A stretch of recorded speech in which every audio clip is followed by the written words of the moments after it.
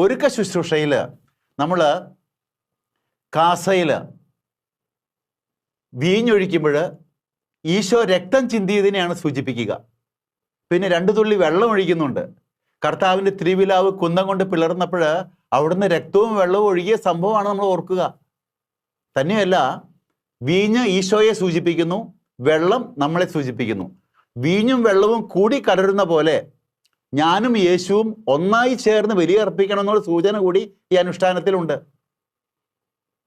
അത് കഴിഞ്ഞാൽ നമ്മൾ പീലാസയിൽ കുരിശടയാളത്തിൽ ഓസ്തി വയ്ക്കുന്നുണ്ട്. ഈശോയെ യൂതന്മാർക്ക് ഏൽപ്പിച്ചു കൊടുക്കുന്നു. ആ ഒരു സംഭവം കൃത്യമായിട്ട് ഓർക്കുന്ന നിമിഷമാണത്. കാസിയും പിലാസയും ഇങ്ങനെ ഉയർത്തിപ്പിടിച്ചുകൊണ്ട് ബലിപീഠത്തിന് നടുവിലേക്ക് വൈദികം വരുമ്പോൾ കാൽവരി കുന്നിലേക്ക് കുരിശു ചുമന്ന് പോകുന്ന യേശുവിൻ്റെ പീഡാനുഭവ രംഗമാണ് നാം ഓർക്കുക.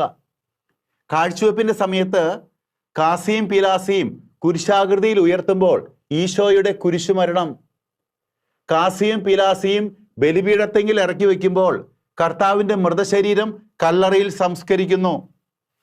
ശോശപ്പ് കൊണ്ട് ബലിവസ്തുക്കൾ മൂടുമ്പോൾ കർത്താവിൻ്റെ കല്ലറവാതിൽ കല്ലുരുട്ടി മൂടുന്നു.